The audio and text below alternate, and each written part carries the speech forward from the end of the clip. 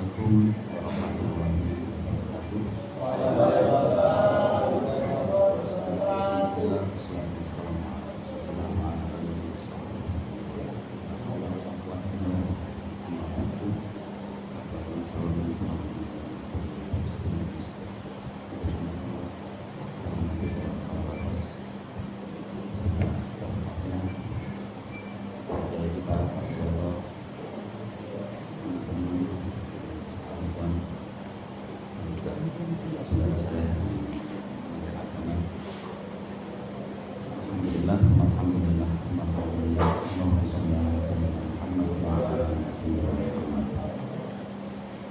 Dulu semuanya apa kabar?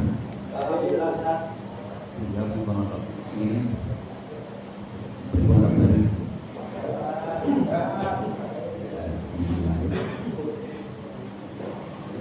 saya yang materi saya dari sebagai supaya mudah diingat. Sisi pertama yang saya proyek untuk proses untuk sebulan dengan semuanya, dan saya di sini tidak merasa berbicara dengan seorang narapidana, tapi saya sedang berbicara dengan manusia yang punya hati. Jadi saya sedang berbicara dengan hatinya manusia. Ya. Jadi ayo mudah-mudahan ini ngaji butuh ngaji gimmick. Ini aku menang ya menang langsung menang marom dia aja ya orang kamu bergimmick kok berbagai usul enggak ya apa-apa ini. Kecuali misalnya ngaji gimmick nangis-nangis terus untuk berwakai dari gimmick. Cuman gak beda aku tuh begini kok. Jadi gak untungnya misalnya aku abad nangis begitu usul kan gak ada untungnya juga. Artinya ada getaran rasa, ada getaran ngaji yang itu sampai mengeluarkan dari hati ini dengan seluruh dan itu bisa kita rasakan dengan baca Asmaul Husna.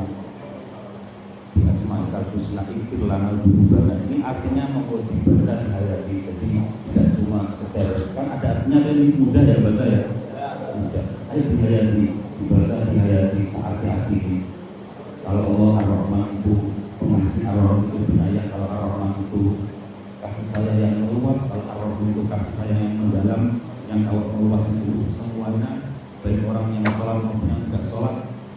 Tapi kalau Ar-Rahim yang mendalam hanya untuk orang-orang yang mau mendengarkan, yang mau mendatangi dalam tanda petik undangan dari Allah, mau bersujud. Itu kasih sayang Allah yang sangat mendalam, dan masih banyak nama-nama lain yang bisa kita hayati setiap hari.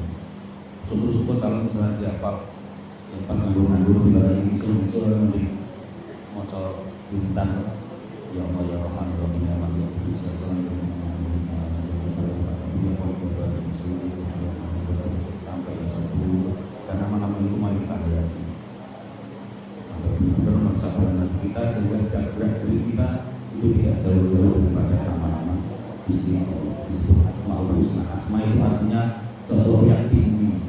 Jadi nama itu maksudnya dalam kata sama. Jadi kalau lahir disebut sama awal itu maksudnya sesuatu yang tinggi. Jadi asma adalah nama-nama yang tinggi. Husna itu yang baik. Mari kita menghayati nama-nama tersebut, kita install instalnya wajib. Dengan setiap hari kalau misalnya di dalam kamar itu yang diobrolkan apa biasanya? Obrolan yang biasanya keluar apa? Hah? Foto? Cerita? Apa?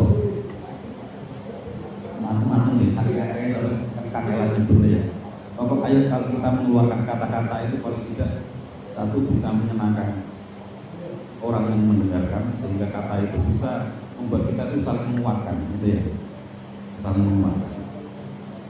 Kenapa kita perlu saling menguatkan? Karena sebenarnya hidup ini kan ujian. Hidup itu ujian. Di antara ujian itu ada yang manusia itu menjadi lalai, ada yang manusia menjadi ingat. Orang yang lalai itu biasanya kalau dia diuji dengan hal yang membuat orang itu lupa. Hal yang membuat lupa itu biasanya sesuatu yang menyenangkan. Sedangkan sesuatu yang membuat sedih, susah, terbatas itu biasanya membuat kita menjadi semakin ingat.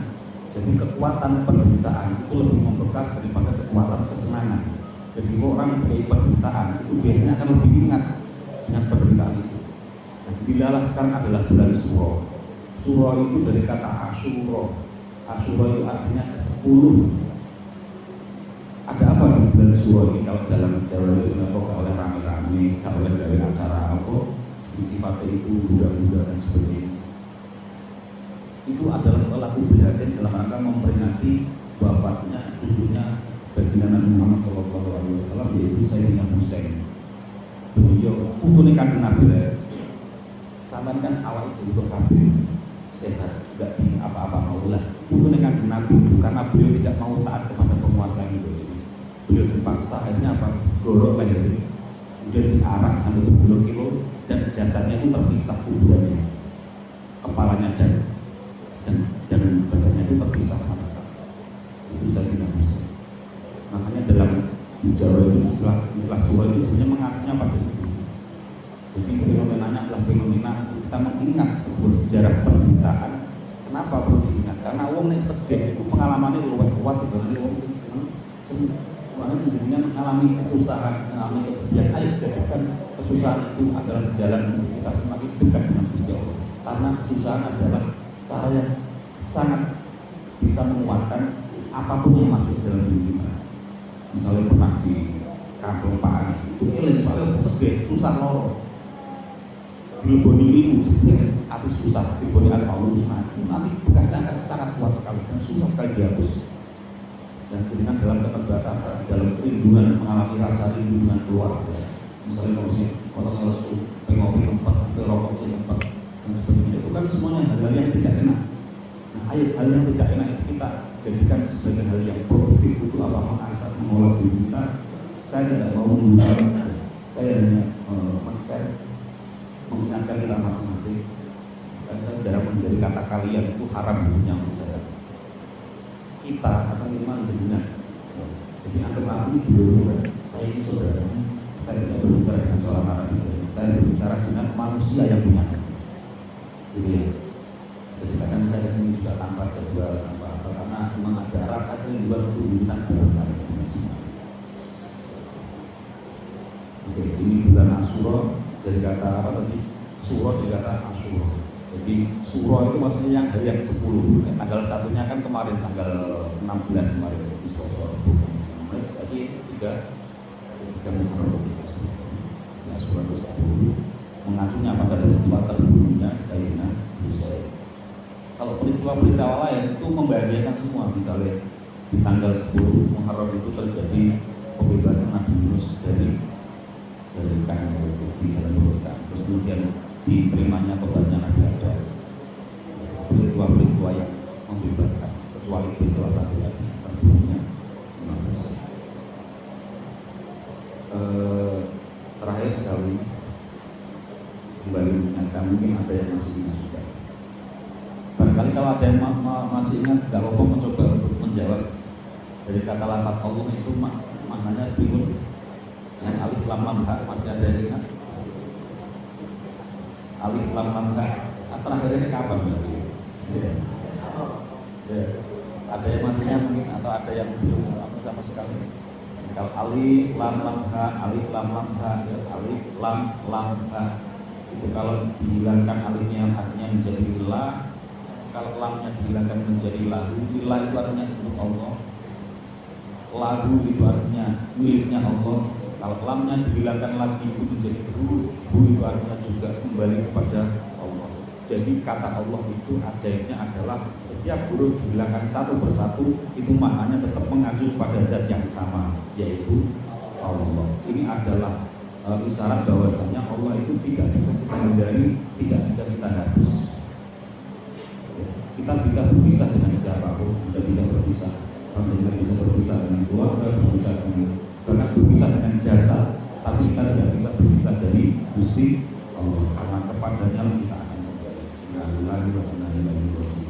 Dan tidak bisa kita tolak secara niscaya kita akan kembali kepada Beliau. Maka dari itu mari kita menjaga hubungan baik kita dengan Allah.